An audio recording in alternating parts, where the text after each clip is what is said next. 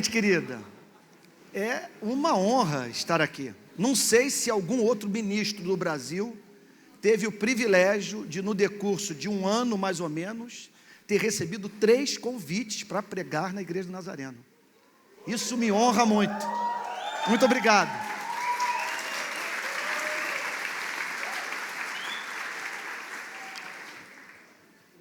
A igreja pode ficar sentada.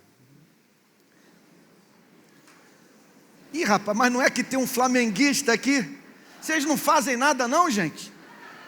É por isso que o avivamento não vem. Olha lá, vocês estão tolerando o negócio. Até aqui, rapaz. Como é que o negócio desse... Você está na Amazônia, esses dias eu fui numa tribo de índio. Aí fui lá pregar a palavra de Deus e tal, mas era um negócio assim, de você encontrar o índio no meio da floresta amazônica. Foi ano passado. Eu falei, vou encontrar um índio, pela primeira vez vou numa tribo, vou encontrar um índio que viraram uma canoa, me pegar e tal, e aquele negócio, e aguardando o índio, eu cheio de coisa na minha imaginação, pensando como que seria ir naquela aldeia, encontrar aquele índio. Não é que quando o índio me chega, gente, ele me aparece vestido de Flamengo, não é possível. Eu falei, a FUNAI não faz nada, ninguém protesta. Irmãos queridos, eu vou precisar muito da boa vontade de vocês, porque a partir de agora, eu vou me dedicar a um método de pregação que é um dos mais pouco presentes nas igrejas do nosso país.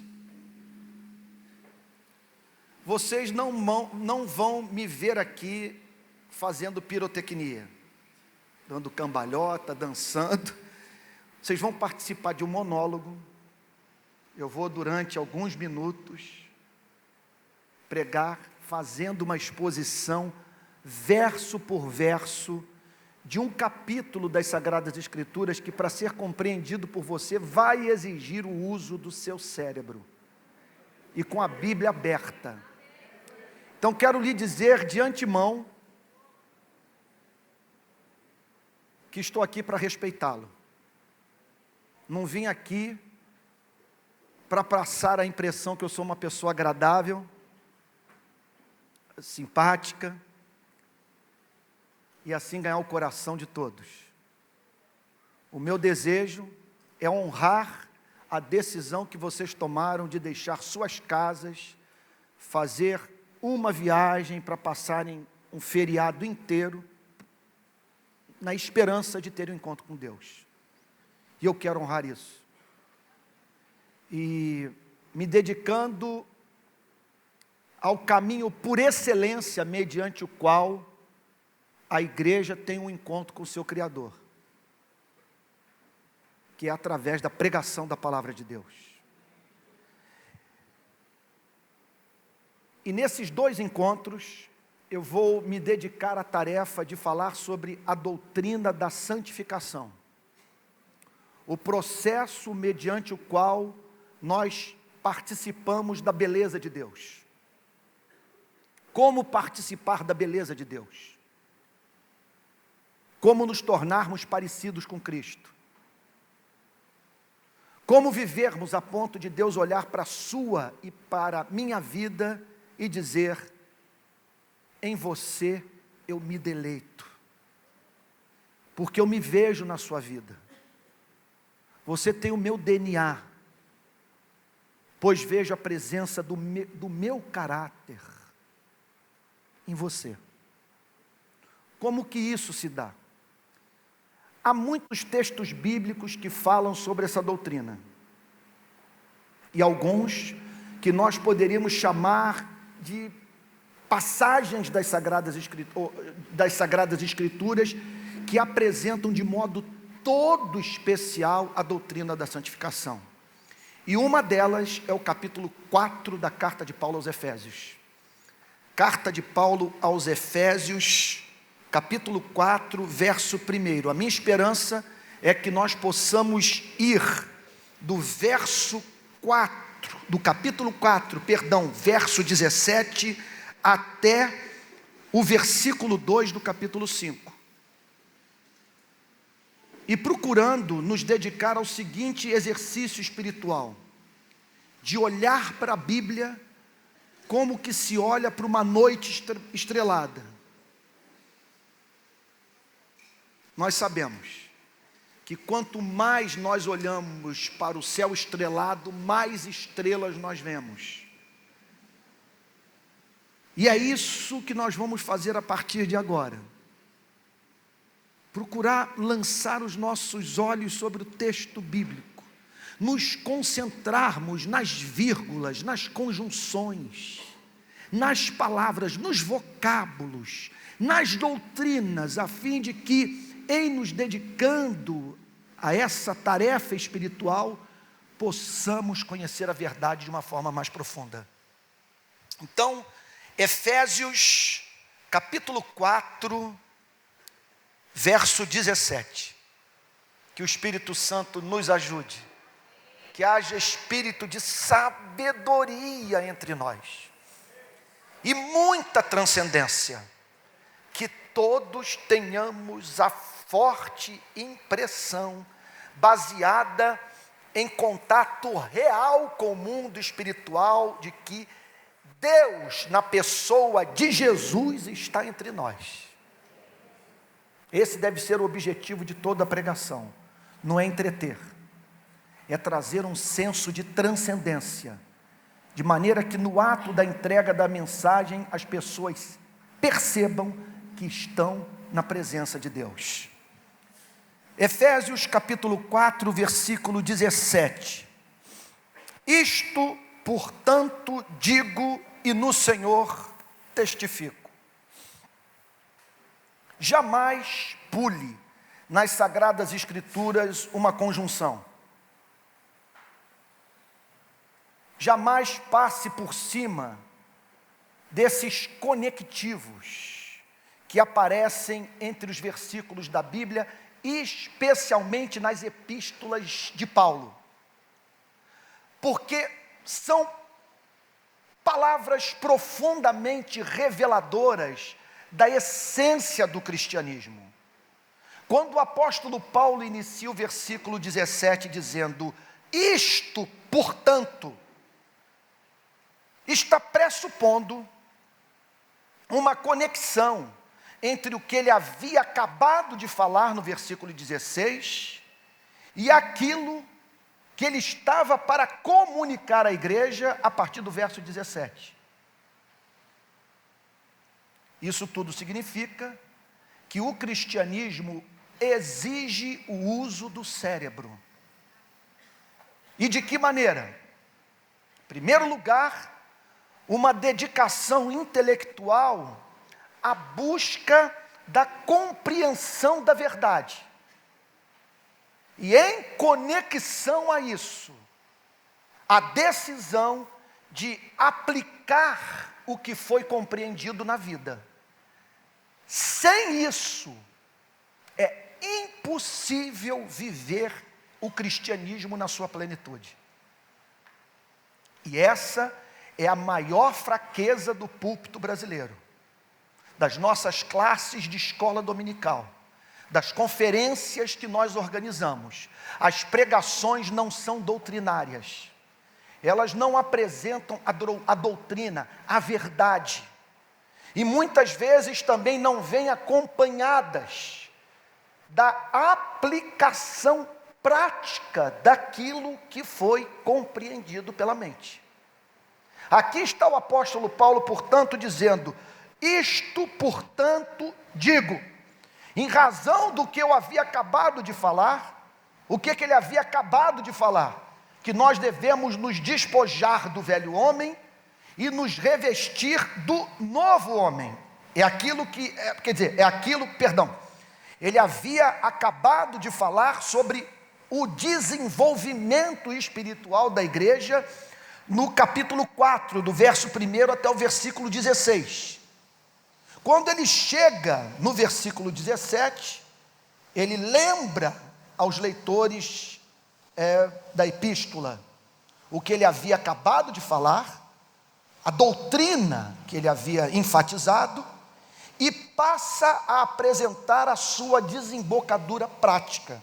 Então eu abro um parêntese aqui para dizer a seguinte coisa para vocês: exijam com muita doçura e graça dos pregadores, a apresentação de mensagens expositivas, que o pregador explique o texto para a igreja, que ele extraia do texto a verdade, o que o texto está dizendo, e em conexão a isso, aplique a verdade na vida da igreja, mostrando suas consequências práticas.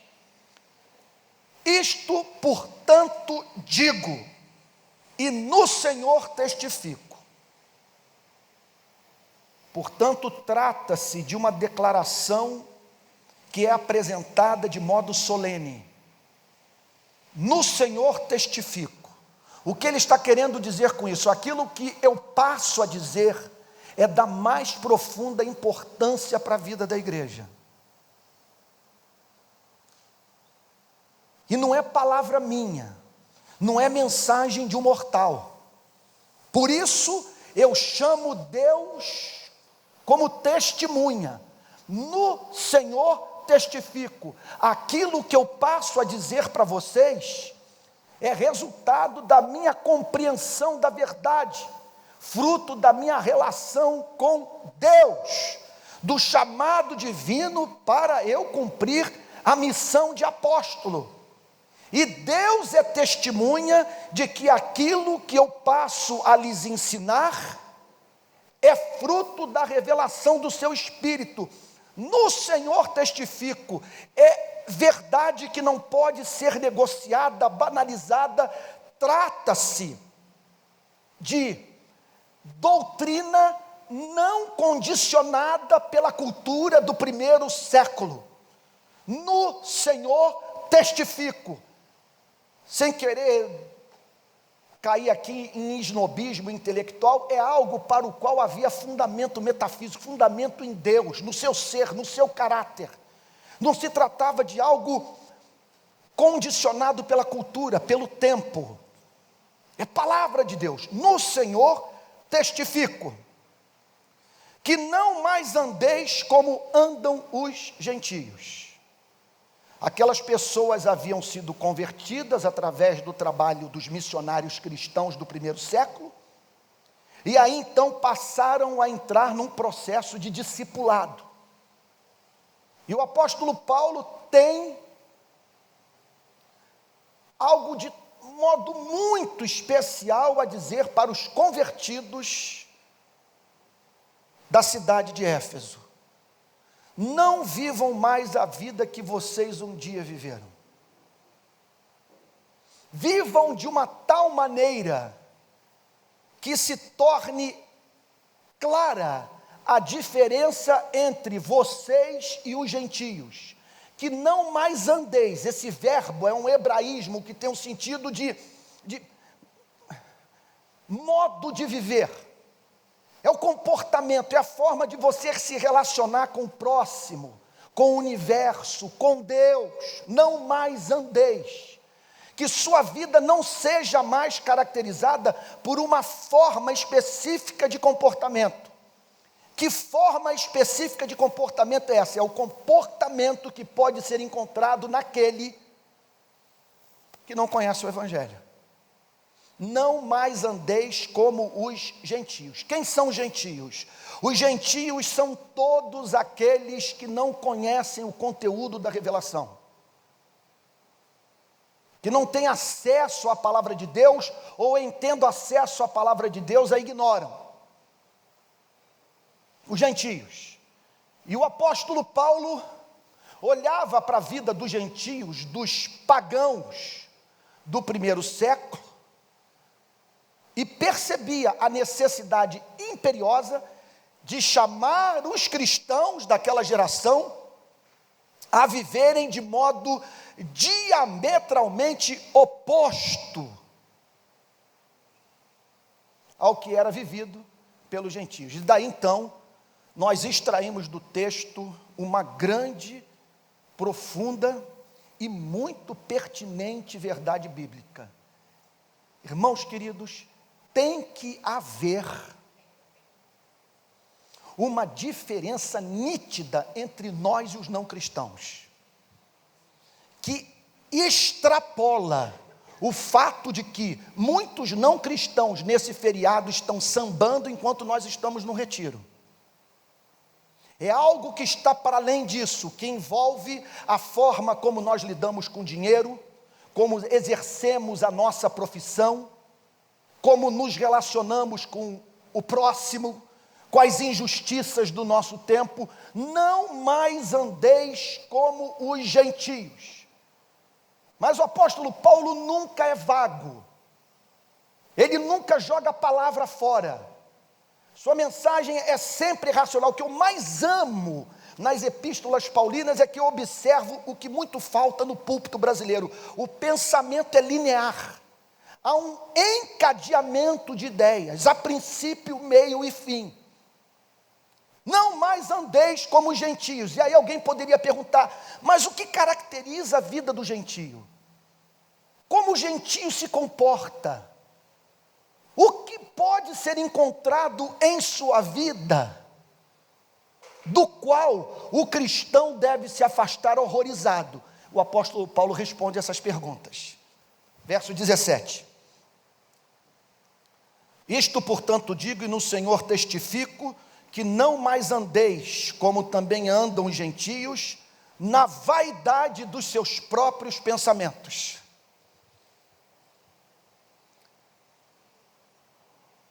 Essa é a primeira declaração que ele faz sobre uma característica da vida do gentio, da vida do não cristão, do não regenerado, do pagão, daquele que se relaciona com outros deuses, ou que até mesmo um Deus não tem na vida, embora esteja sempre, por ser humano, servindo alguma espécie de ídolo, que pode ser a fama, o dinheiro, a beleza física e assim por diante.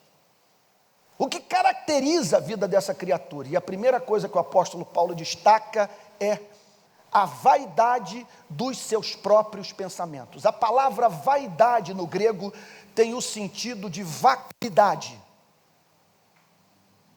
O que o apóstolo Paulo está querendo dizer? É um pensamento que não cumpre o seu objetivo. Se você espremer, não sai nada. É alguma coisa que não funciona quando você está aguardando o resultado de um exame que pode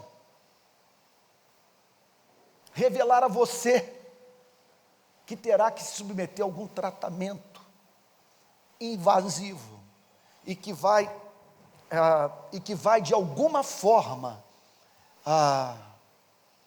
trazer muito desconforto físico a você. É um tipo de pensamento que não funciona quando você vai parar num CTI, ou quando você tem um filho meia-noite ardendo em febre. É um tipo de pensamento que não satisfaz o espírito humano, que não responde perguntas sem cujas respostas a nossa vida não tem sentido. Quem somos? De onde viemos? Para onde vamos? O texto não está dizendo que o gentio não pode fazer ciência, que ele não pode contribuir para a cultura, para a tecnologia. Nós temos evidências empíricas, provas cabais, de que não cristãos têm contribuído em muito para o embelezamento da vida. Olhem para isso aqui. Muito daquilo que nós estamos usando nesse culto para adorarmos a Deus é fruto de trabalho de não cristãos. Eu sou eternamente grato, por exemplo, pelo trabalho do Steve Jobs, o criador da Apple. Eu uso todas as suas engenhocas. É a única relação de consumo que eu tenho na vida na qual eu não me preocupo em me assumir como um consumidor fiel. A Apple lança a engenhoca, eu compro no minuto seguinte. Por quê? Porque me é muito útil no meu trabalho. Eu estou com o meu iPhone 6S numa favela, detecto uma violação de direitos humanos, bato minha foto e ali do iPhone mando para o Jornal Globo, e o Jornal Globo publica. Gravo um vídeo e que se espalha pelas redes sociais. E esse homem não professava fé em Jesus Cristo. Então o apóstolo Paulo não está dizendo que a mente do não cristão não funciona bem para os assuntos dessa vida. O que o apóstolo Paulo está dizendo é que o pensamento do não cristão não cumpre a sua finalidade. Mas que espécie de finalidade? Aquela que tem a ver com o fato de termos sido criados à imagem e semelhança de Deus. Que nós nascemos para o amar, para o adorar, para viver para a glória do seu nome. Que nós só encontramos satisfação neste mundo quando estamos conectados a Ele. Você pode ter certeza, e não estou usando de bajulação, quando eu afirmo a decisão mais racional que você poderia ter tomado nesse feriado, foi a decisão de vir para um lugar como esse para conhecer mais a Deus. Conhecer o único que pode satisfazer as demandas do seu espírito. E isso deixava o apóstolo Paulo perplexo, porque ele percebia o oposto na vida do gentio. Entregue à vaidade dos seus próprios pensamentos. Ele consegue fazer ciência. Ele é capaz de produzir excelentes obras de arte, peças literárias. Ele contribui para a tecnologia, mas permanece completamente alheio. A sua relação com Deus não passa pelo seu pensamento separar tempo para pensar na comunhão com o seu Criador. Quem é Deus? Quais são os seus atributos? Como posso viver para agradá-lo? O apóstolo Paulo então diz: não andem como gentios, na vaidade dos seus próprios pensamentos, que se dedicam àquilo que não é o mais importante da vida. Em seguida, o apóstolo Paulo diz no versículo 18: obscurecidos de entendimento. Com isso, o apóstolo Paulo está afirmando que o entendimento do gentio funciona nas trevas e que ele permanece alheio ao que de mais importante existe no universo, obscurecido de entendimento. As suas faculdades mentais operam num cenário de trevas. Eles ignoram o Evangelho, a glória de Cristo, o juízo final, a brevidade da vida, o fato de que nós duramos pouco, que a vida é dura, curta, incerta, e que um dia todos vamos ter que comparecer perante o tribunal de Deus, que diz na sua palavra que haverá de chamar para prestar contas os vivos e os mortos, homens e mulheres de todas as gerações. O que o apóstolo Paulo está dizendo é que os gentios não cogitam essas coisas, eles não têm interesse por esses temas. Eles não têm consciência de que tem um homem interior, tem uma alma, que eles precisam mais do que corpos bonitos com os músculos formados em academias de ginástica, que eles têm uma alma imortal que precisa do pão da vida. O apóstolo Paulo diz: obscurecidos de entendimento, alheios à vida de Deus. É a maior radiografia do Novo Testamento sobre o funcionamento da alma do não cristão. O que significa dizer alheios à vida de Deus? Significa que eles não têm a vida de Deus na alma. Eles não amam a Deus, eles não veem excelência em Deus. Eles não sabem o significado de: o Senhor é o meu pastor e nada me faltará. Ele me faz deitar em pastos verdejantes e leva-me para junto das águas de descanso. Refrigera minha alma e guia-me pelas veredas da justiça por amor do seu nome. Eles não têm a vida de Deus na alma. Eles não sabem nada sobre aquele que habita no esconderijo do Altíssimo. A sombra do Onipotente descansará. Diz ao Senhor, meu refúgio e meu baluarte, Deus meu, em quem confio. Eles não sabem o sentido da declaração, o pardal encontrou casa, e andorinha, ninho para si, onde acolhe os seus filhotes. Mas eu, os teus altares, Senhor dos exércitos, Rei meu e Deus meu. Eles não sabem o que é ser batizado com o Espírito Santo. E o Espírito testificando com o Espírito do crente de que ele é filho de Deus. Eu estou passando esse feriado trabalhando. E presumo que muitos não cristãos estão trabalhando também. E talvez alguns estejam para viver a experiência que eu espero viver amanhã à noite. Com a minha filha de 5 anos, Alissa. Ano passado ela virou-se para mim, parecia profetisa pentecostal. Papai, Deus não gosta que você viaje. Mandou esse recado profético para mim. E aí agora, quando eu saí para viajar na sexta-feira, ela falou, papai, não vai. Não vai, papai. Foi até a entrada do táxi comigo, implorando para que eu não viajasse. Eu estou vindo de uma viagem de 31 dias a Israel, um monte de lugar. Cheguei já, emendei nessa viagem. Mas amanhã à noite, eu vou encontrar a Alissa. E sabe por quê?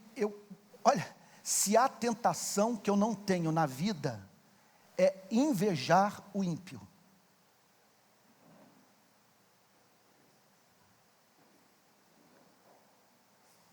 Porque amanhã à noite, quando eu chegar em casa, e a Alissa partir na minha direção, e der um salto no meu peito, eu não vou interpretar aquilo apenas como uma experiência bioquímica. Eu terei alguém no universo para quem eu poderei dizer muito obrigado enquanto beijo minha filha. É uma desgraça você comer a comida e não sentir o sabor por não ter ninguém no universo para quem você possa dizer muito obrigado. É isso que o apóstolo Paulo quer dizer quando declara que o gentio, ele é alheio à vida de Deus. Há formas diferentes de viver, e há essa que o apóstolo Paulo chama de vida de Deus, é a vida de Deus na alma. É você poder dizer, há um rio, cujas correntes alegram, muito obrigado, estava caçando um lenço, a cidade,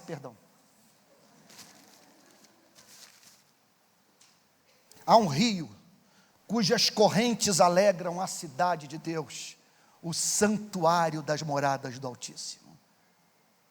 E o apóstolo Paulo olhava com compaixão para essa gente, que vivia alheia à vida de Deus. E ele prossegue dizendo, por causa da ignorância em que vivem, obscurecidos de entendimento, com a mente funcionando em trevas, eles são cegos, mas são a pior espécie de cego que se possa imaginar, porque não há cego que não anele pela sua cura, que não tenha consciência do fato de que há aquilo na vida que ele não consegue perceber a partir desse sentido do seu corpo. Quando o apóstolo Paulo fala sobre obscurecidos de entendimento, alheios à vida de Deus, por causa da ignorância em que vivem, ele está falando de pessoas cegas e que não se dão conta disso. É algo impressionante, gente. Olha, eu vou lhes dizer uma coisa, eu jamais entenderei o funcionamento da cabeça do não cristão. Eu sou um mistério para ele, ele é um mistério para mim. O dia que ele me entender, eu terei há muito deixado de ser crente. Ele nunca vai entender minha cabeça, minha alma, os meus valores. Eu serei um mistério para ele, e ele é um mistério para mim, porque eu não sei como é que essa criatura consegue acordar, sabendo que a cada dia que passa, está caminhando para a sepultura, e não tem resposta para essa desgraça. E o apóstolo Paulo diz, e eles ignoram isso. Olha o que o texto diz, alheios à vida de Deus, por causa da ignorância que vivem, pela dureza dos seus corações. É interessante que nessa radiografia sobre o funcionamento da alma do não cristão, do não nascido de novo, do não regenerado, o apóstolo Paulo passa os versos 18 e 17, falando sobre a dimensão intelectual. As primeiras declarações têm relação com o uso do cérebro. Está claro para todos nós. São afirmações de conteúdo puramente intelectual. Só que quando ele chega na parte final do verso 18, ele entra para a dimensão afetiva, para as emoções, para o lugar de onde promanam todas as nossas decisões. Aí ele fala do coração.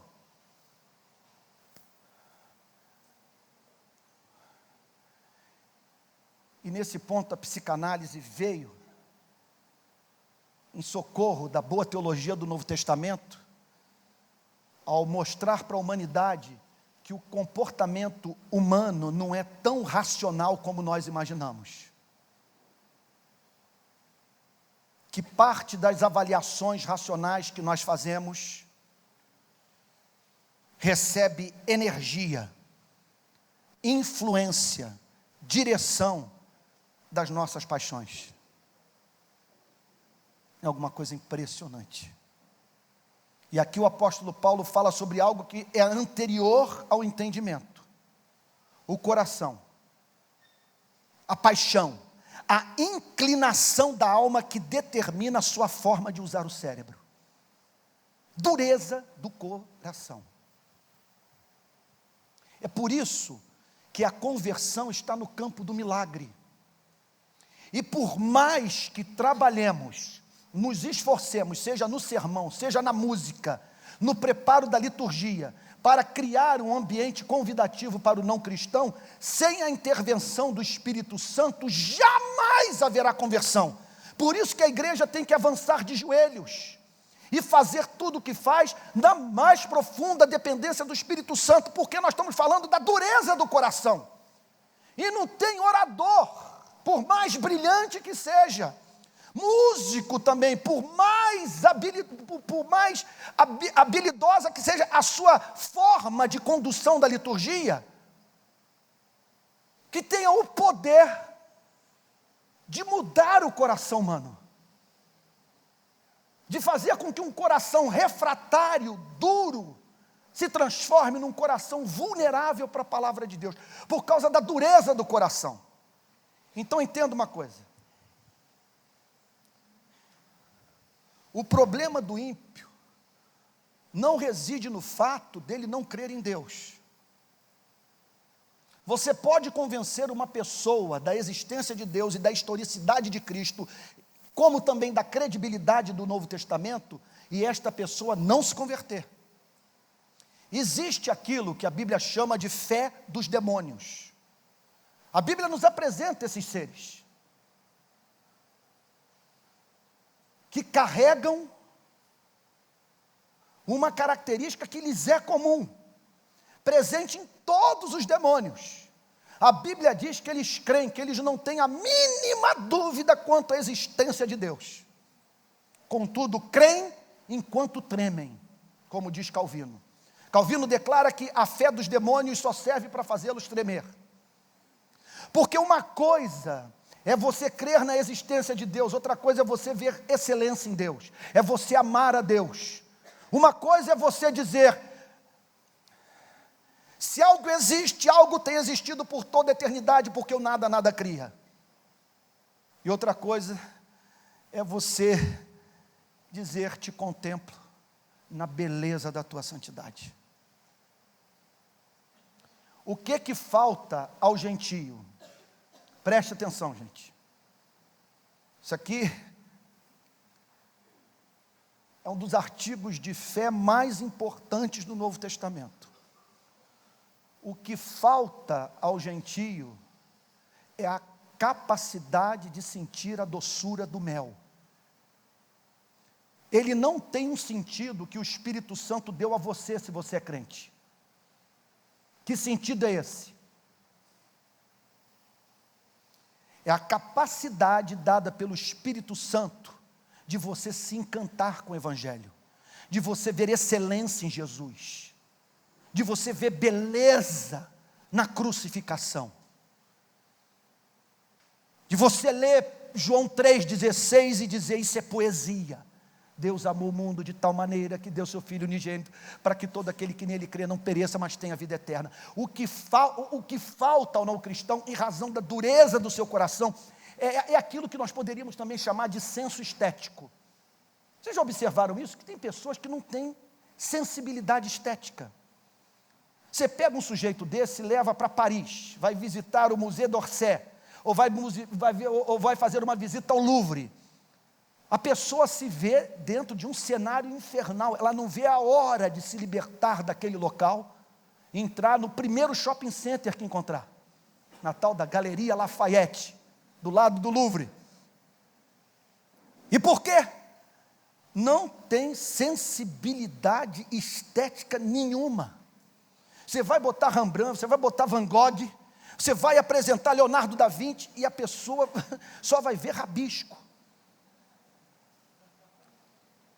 Você vai botar para outros, você vai mostrar o conceito de Brandemburgo,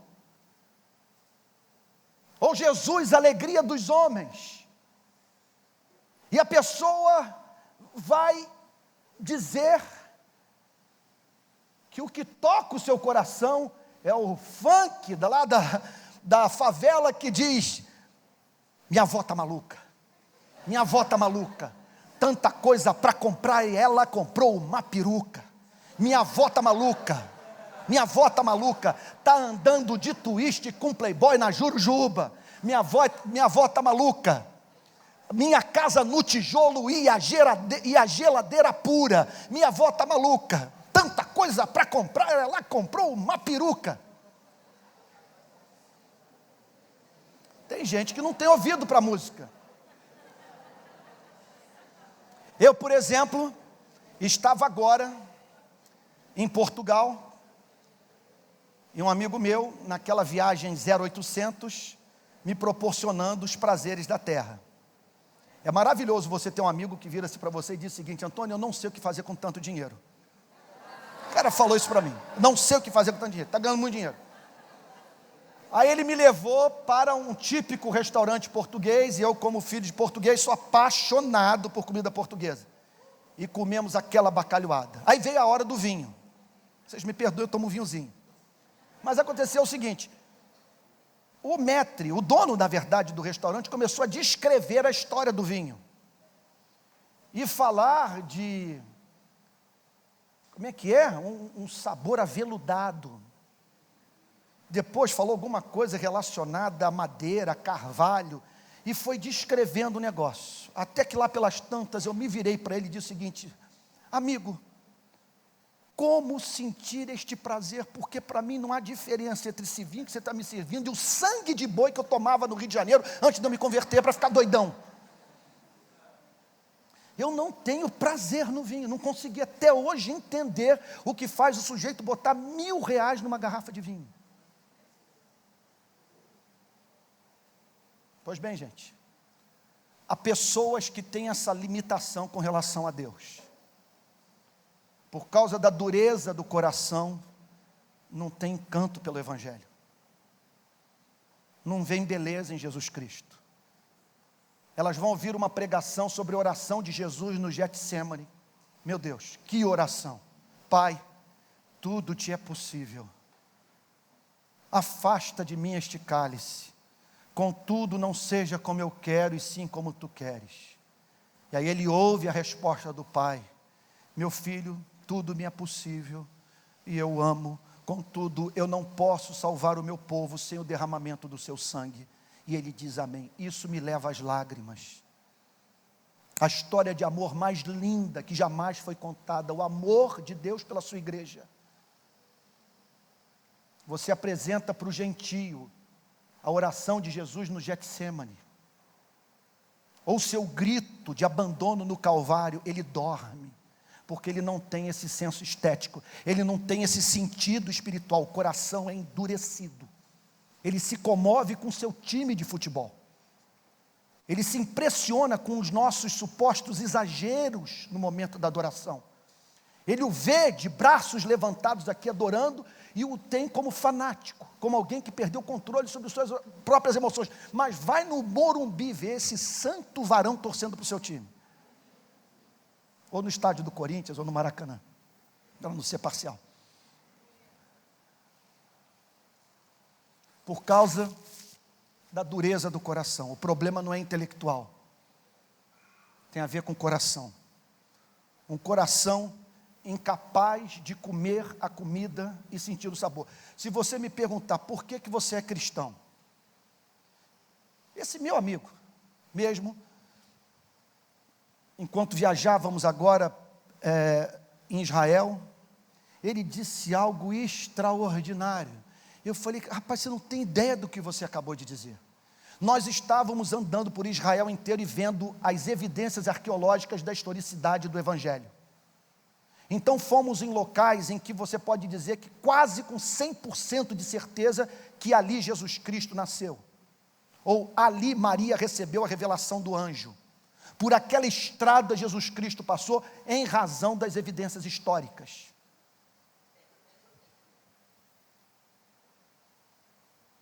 Aí ele virou-se na viagem e disse a seguinte coisa: mas eu não preciso dessas provas para crer. Basta o contato com o texto bíblico. Se você me perguntar por que você é cristão, entre outras coisas, eu diria o seguinte: porque quando eu leio a Bíblia, eu vejo nela uma excelência, uma beleza, que me levam a crer que ela só pode ter vindo do trono de Deus. Não há como explicar as bem-aventuranças. Bem-aventurados os humildes de espírito, porque dos tais é o reino dos céus. Bem-aventurados os que choram, porque serão consolados. Bem-aventurados os mansos, porque herdarão a terra. Isso é lindo, gente. E a sua excelência autentica o texto, mostrando que ele veio de Deus. Mas o ímpio não entende essa linguagem. Por isso que a Bíblia diz: as coisas do espírito são loucuras para o homem natural, porque elas se discernem espiritualmente. Verso 19: os quais, tendo se tornado insensíveis, ou seja, eles perderam a capacidade de sentirem vergonha. Eles não se humilham quando lhes é falado que eles não têm amor pelo seu Criador, que eles são inimigos de Deus, perderam toda a sensibilidade. Insensíveis, se entregaram à dissolução.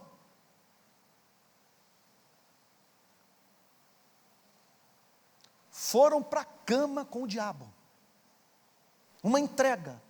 Deram vazão livre para todas as suas paixões. É bem verdade que nem todos não cristãos se comportam dessa maneira. Há variações. Uma coisa é certa: o pecado vai se manifestar de uma forma ou de outra, e às vezes de uma forma muito mais sutil. Não vai ser aquele comportamento desavergonhado do jogador de futebol no motel da Barra da Tijuca com travesti.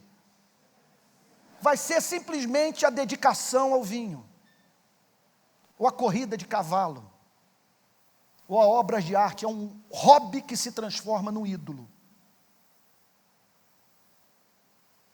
Se entregaram à dissolução para com avidez cometerem toda sorte de impureza.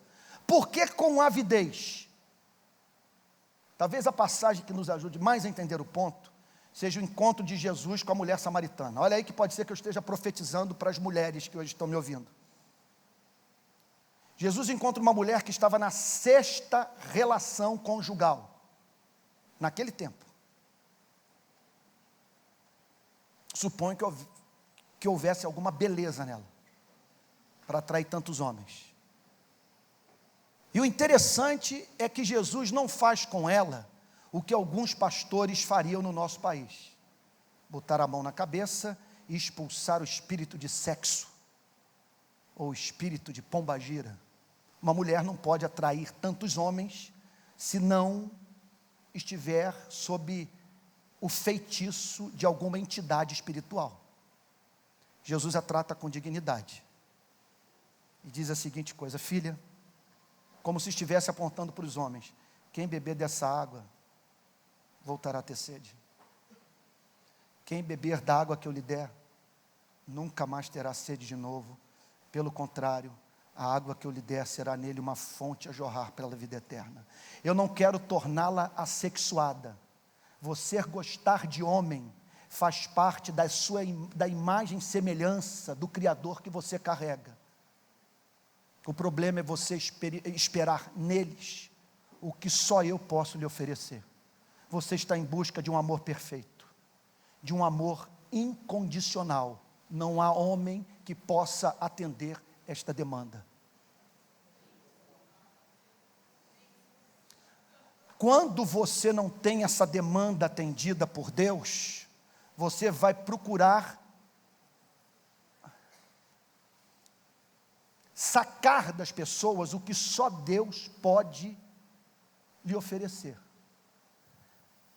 Em outras palavras, você vai botar o peso das suas expectativas infinitas de felicidade sobre os ombros de um filho de Adão. Não vai dar certo nunca.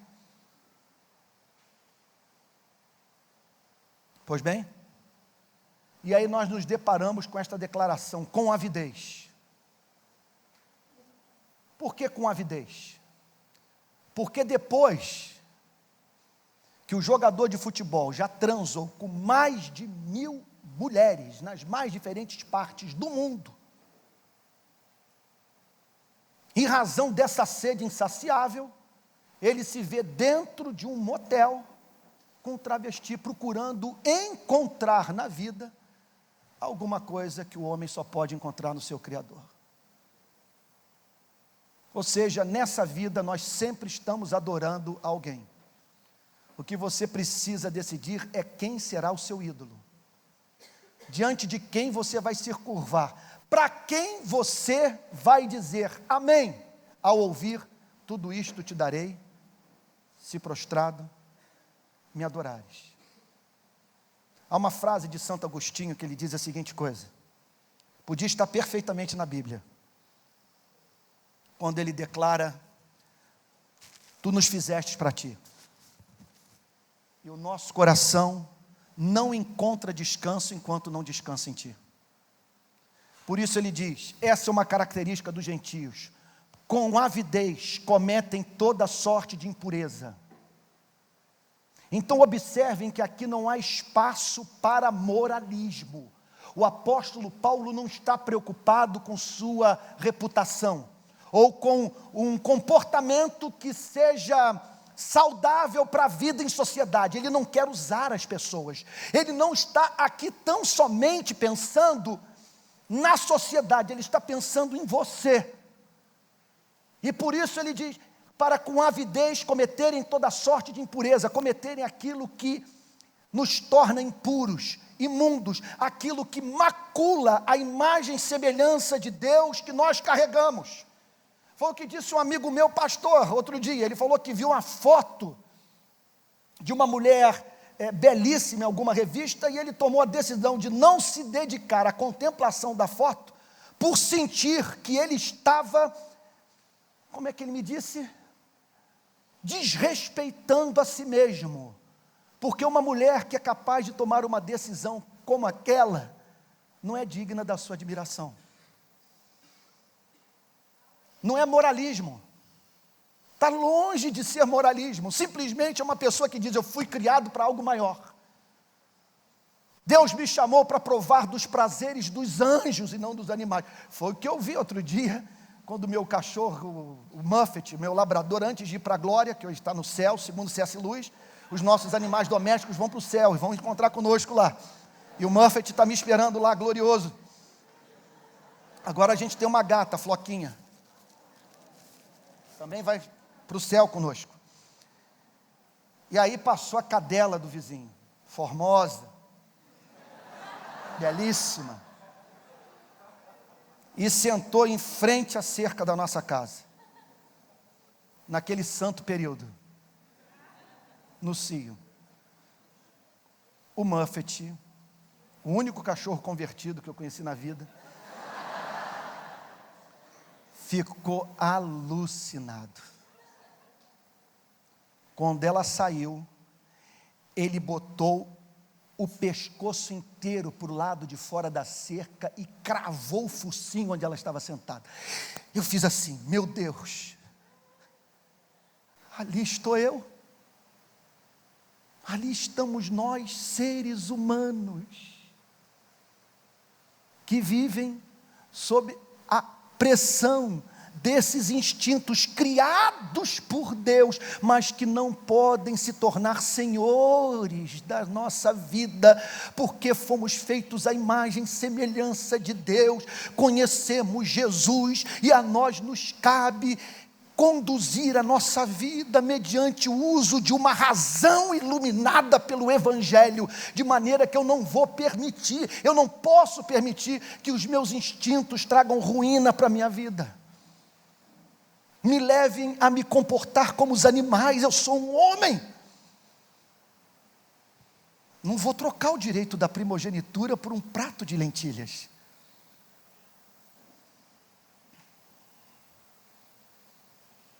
Foi o que eu vivi agora na Cracóvia, impressionante. Estava na Polônia, a quantidade de mulher parando homem na rua, para ir para casa de striptease. Muito obrigado. Daqui a pouco vai trazer sabonete. Meu Deus do céu. O que não pode é eu no final do culto vender a toalha, né? A toalha ungida.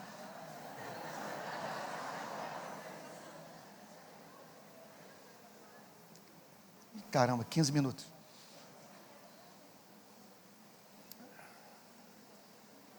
Enquanto eu era parado em cada esquina, na Polônia, ninguém falando português, sozinho,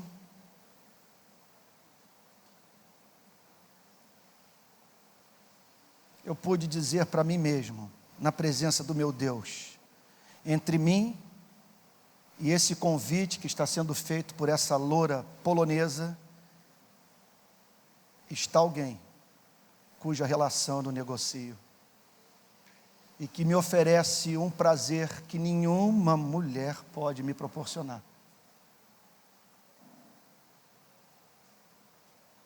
Para com avidez cometerem toda sorte de impureza.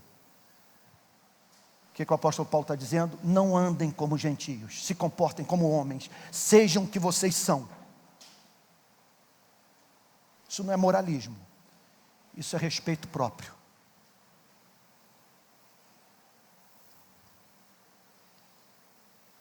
Verso 20, vou ter que acelerar, tem 15 minutinhos. Mas não foi assim que aprendestes a Cristo.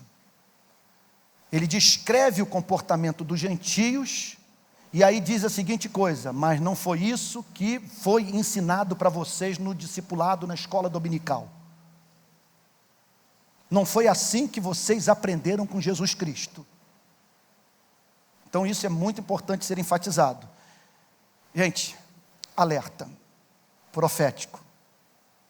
Há pastores no nosso país que estão com pecados ocultos em sua vida, ou pastores que se apaixonaram.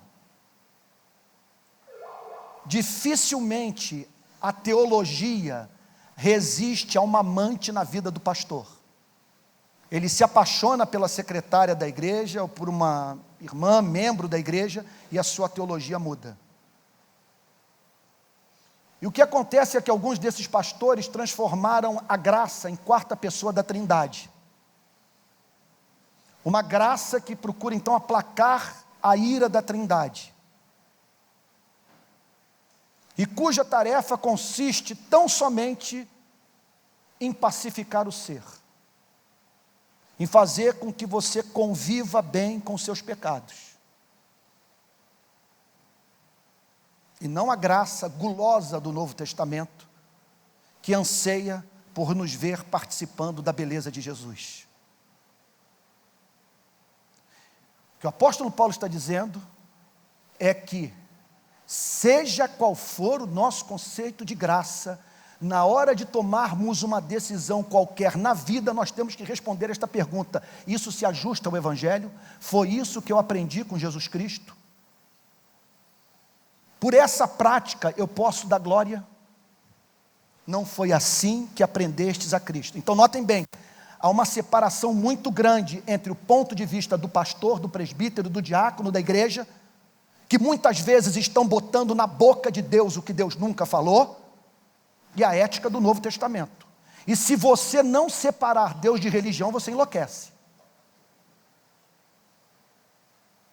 Então sempre que algum líder cristão pedir de você alguma coisa, faça para ele a seguinte pergunta: santo varão, por pura misericórdia, por amor a este vaso pecador, me diga uma coisa, de que texto das Sagradas Escrituras você tirou o que você está cobrando, exigindo de mim? Então, veja só, ele está falando, não foi assim que aprendestes a Cristo. É o Evangelho somente, e não aquilo que a religião põe na boca de Deus. Verso 21, se é que de fato tendes ouvido e nele fostes instruídos segundo a verdade em Jesus. Eu vou avançar aqui, por causa do tempo que me foi passado, que é curto.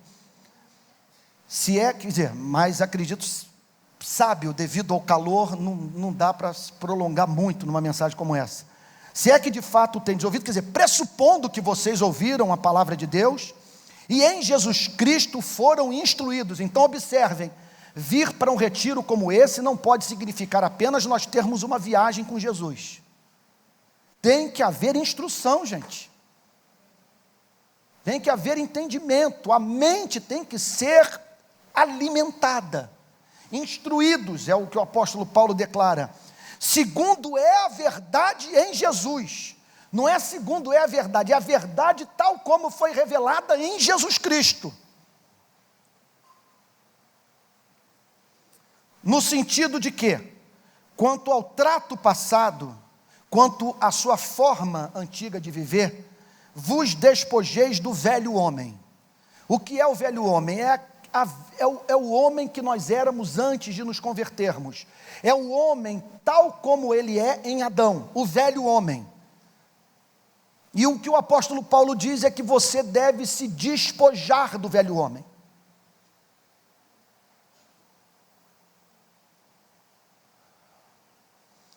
As nossas vestimentas tem um valor insubstituível para o cumprimento dos nossos papéis sociais. Me perdoe pela obviedade. O apóstolo Paulo está em parte falando sobre isso. Não saia de casa vestido como um velho homem. Há pessoas que são assim. Elas passam a semana inteira dedicadas ao que de mais frívolo poderíamos conceber. São carnais. Quando chegam na igreja, elas põem aquilo que o Jung chamava de aquela máscara, persona, que viabiliza as relações dentro da igreja. Elas se tornam austeras, solenes, espirituais. O que o apóstolo Paulo está dizendo é para nos despirmos do velho homem. Ou seja, o que o apóstolo Paulo está declarando é para que nós não permitamos que após esse encontro com Cristo, algo nos leve a nos comportarmos do modo vergonhoso mediante o qual nós nos comportávamos antes desse encontro salvador com Jesus. O velho homem. Agora observem, ele não manda você orar pelo assunto. Não há espaço na Bíblia para uma espiritualidade efeminada, vocês me permitam dizer isso. De você então ficar passivo. Não, Jesus vai fazer tudo por mim. Eu sou salvo pela fé e também sou santificado pela fé. Não é isso que a Bíblia ensina. O que a Bíblia ensina é: esmurro o meu corpo e o reduzo à servidão, para que tendo pregado a outros, não seja eu mesmo desqualificado. O que a Bíblia ensina é arrancar o olho, arrancar o braço, arrancar a perna. que a Bíblia ensina é: levanta, toma o teu leito e anda, porque o meu poder já invadiu sua vida, e você está em condição de viver para a glória do meu nome, porque você já nasceu de novo, você é nova criatura. Se alguém está em Cristo, é nova criatura, as coisas antigas passaram, e eis que tudo se fez novo. O que o apóstolo Paulo está dizendo é: seja o que você é. Tome consciência dessa glória, dessa nova identidade. Vos despojeis do velho homem. Interessante que se corrompe segundo as concupiscências do engano. Essa frase, se corrompe segundo as concupiscências do engano, é coisa para nós ficarmos até a quarta-feira de cinzas falando sobre ela. Que se corrompe. O que ele está querendo dizer com isso? Que a vida no pecado é uma vida desgastante, é uma vida que corrói a nossa imagem e semelhança, a imagem e semelhança de Deus que nós carregamos. Olha o verbo que ele usa, que se corrompe. Então vejam só qual é a nossa preocupação. A nossa preocupação não é uma preocupação moralista. O que nós queremos é que nós não venhamos a nos corromper. O que significa o velho homem que se corrompe? É a perda progressiva da capacidade de termos prazer em Jesus. É eu chamá-lo para ver um pôr do sol, ou a beleza das montanhas de Serra Negra, de Águas de Lindóia, e você só ver as montanhas e perder aquela capacidade de perceber o mistério, o amor de Deus presente nas obras das suas mãos. Que se corrompe segundo as concupiscências do engano. A palavra concupiscência, ela não tem na Bíblia uma conotação negativa. Depende do contexto em que ela é apresentada. Concupiscência significa apenas desejo ardente.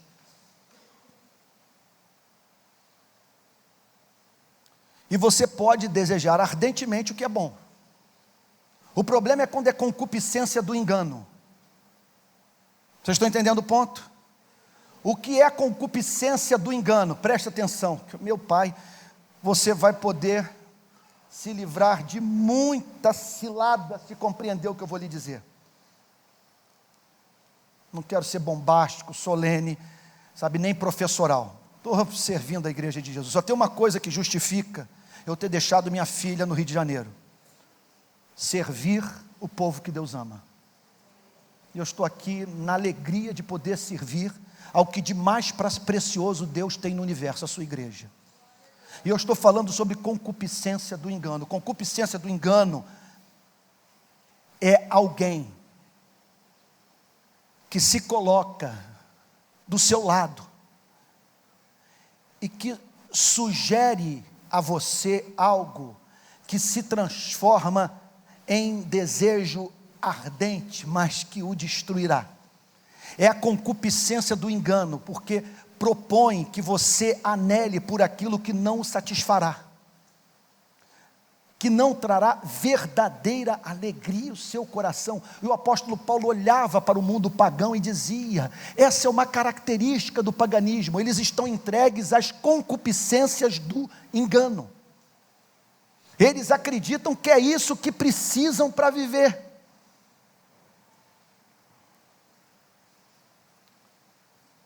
Verso 23, e vos renoveis no espírito do vosso entendimento. Com isso o apóstolo Paulo está mais uma vez demonstrando a preocupação que ele tem com a vida intelectual dos cristãos. Que vos renoveis no espírito do entendimento. Agora preste atenção no que ele está dizendo. Não é vos renoveis no entendimento, é vos renoveis no espírito do entendimento. O espírito do entendimento é alguma coisa que está por trás do uso do cérebro. Uma coisa é o entendimento, outra coisa é o espírito do entendimento. E aqui não está falando nem de espírito maligno, nem do Espírito Santo. Está falando de alguma coisa que anima. É um sopro, é uma energia, é alguma coisa que faz a sua cabeça funcionar de uma determinada maneira. O espírito do entendimento. É isso que o apóstolo Paulo diz, que vocês busquem a renovação no espírito do entendimento, ou seja, que essa força motriz da reflexão seja o evangelho de Jesus Cristo. Significa o seguinte: você ler os jornais, mas ler os jornais a partir da mente cristã, da cosmovisão cristã, do espírito do entendimento cristão. Eu não consigo ler jornal, por exemplo, sem a certeza inabalável de que a história tem sentido, que ela tem princípio, meio e fim, que meu Deus reina soberano. É o espírito do entendimento. E aí que está a dificuldade, muitas vezes, do diálogo com o não cristão. E por isso que a conversão é um milagre do Espírito Santo. Porque são duas pessoas regidas por espíritos mentais diferentes. Eu não consigo, por exemplo, eu chego em Serra Negra, não tem como eu dissociar as árvores, a luminosidade do local, a suavidade do vento de ontem à noite, do meu Deus, vendo em tudo a sua declaração de amor por mim, pela sua igreja, porque é o espírito do entendimento. A minha cabeça é viciada em pensar de modo evangélico. Eu não consigo raciocinar de outra forma. É o espírito do entendimento. Então esse que é o problema, não é o entendimento, é o que anima o espírito. Então há pessoas que são, portanto, movidas a problematizar tudo. Elas vivem a levantar perguntas para o cristianismo, não porque elas queiram a resposta, mas porque desejam levantar objeções intelectuais contra o cristianismo, a fim de se eximirem de um encontro com Cristo. Por causa do quê? Do espírito do entendimento. E o apóstolo Paulo diz: busque a renovação do espírito, que é aquilo que anima o seu cérebro, sua vida intelectual, seja o evangelho. Último versículo para a alegria de todos. E vos revistais do novo homem. Preste atenção. É muito sério o que eu vou lhe dizer agora. O cristianismo sempre envolve morte e ressurreição, o abandono do pecado e a prática efetiva da virtude. Num versículo ele diz: vos despojeis do velho homem. Num outro ele declara: e vos revestis do novo homem. Não é apenas você deixar o pecado, é viver uma santidade positiva. Não é apenas deixar de matar, roubar, furtar, mentir.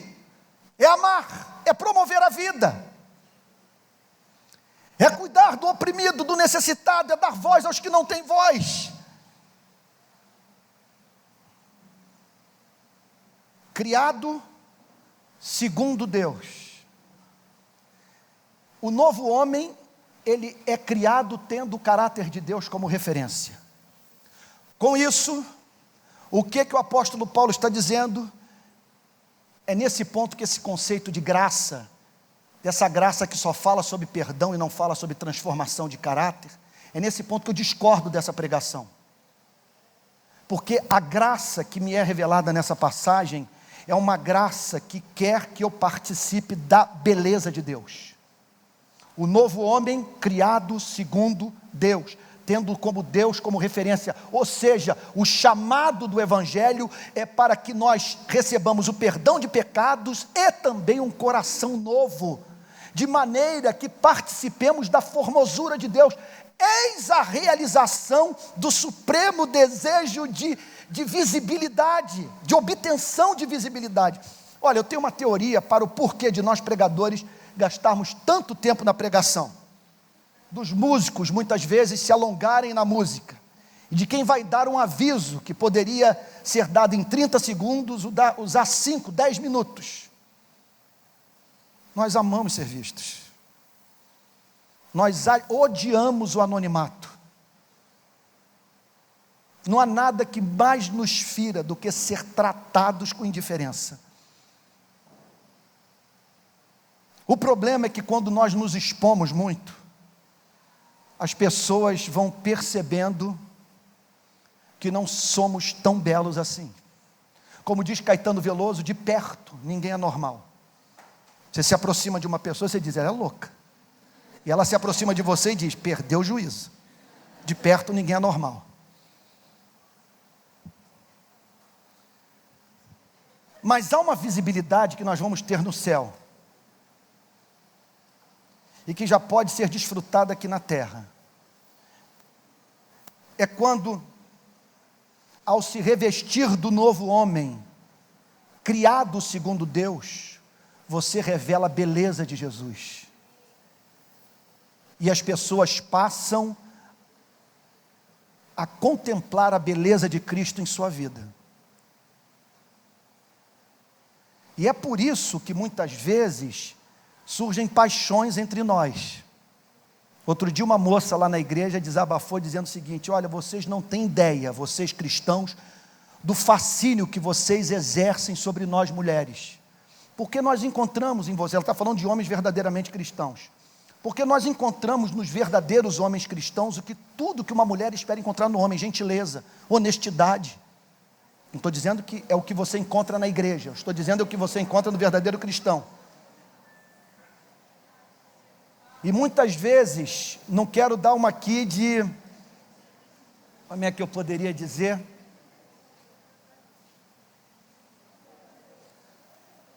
Anunciador do amor platônico, não estou falando sobre platonismo. Eu estou falando da irmã se apaixonar pelo Cristo que vem em você. E sabe qual é a desgraça? A desgraça que acontece é quando você dá vazão ao sentimento. E para administrar a relação, ela deixa de ver a beleza de Cristo em você e perde o encanto pela sua vida.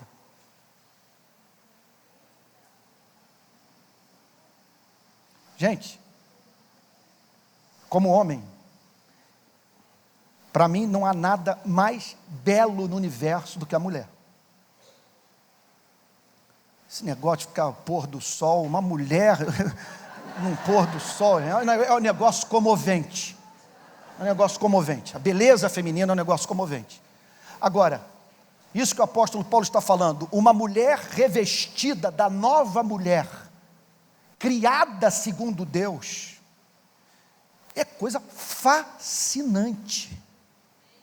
A beleza revestida da bondade, da inteligência, da generosidade, do domínio próprio, é algo encantador. E é isso que o apóstolo Paulo está dizendo, a graça nos chama para participar desta beleza. Revesti-vos do novo homem criado segundo Deus, em justiça e retidão procedentes da verdade. Significa o seguinte, que o que caracteriza o novo homem é um forte compromisso com a vontade de Deus, com a justiça. E não apenas isso, uma relação harmoniosa, esse é o sentido no grego, uma relação harmoniosa entre os poderes da alma, os instintos sujeitos à razão esclarecida pelo Evangelho. Isso é o que caracteriza esse novo homem criado segundo Deus em justiça e retidão, procedentes da palavra de Deus, procedentes da verdade, não da cultura evangélica, que pode adoecer. Quando eu vejo evangélicos fazendo eco ao que os não cristãos estão dizendo, por exemplo, que bandido bom é bandido morto, a conclusão que eu chego é que estamos vivendo dentro de uma subcultura evangélica, que há muito se distanciou dos ideais do Novo Testamento. Isso não é Bíblia. É justiça e retidão procedentes da verdade. Eu posso lhe garantir que aquilo que nós vamos ver hoje à noite é mais glorioso do que tudo que nós vimos hoje cedo. A segunda parte dessa passagem, aquilo que o apóstolo Paulo passa a falar até o versículo 2 do capítulo 5, eu posso lhes garantir, nós vamos terminar o culto de hoje à noite de joelhos. Porque é algo profundamente glorioso, quando ele passa a descrever o caráter do crente. Então creia, que nesse dia, nessa segunda-feira de carnaval, o Espírito Santo, com suas mãos habilidosas, está trabalhando em você e em mim, para que participemos da beleza do nosso Deus, para a glória do seu nome. Vamos ficar de pé, vamos orar?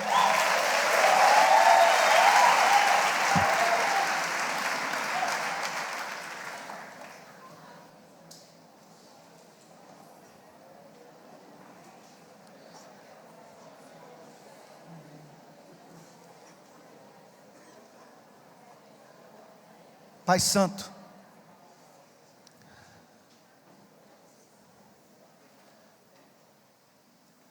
em nome de Jesus,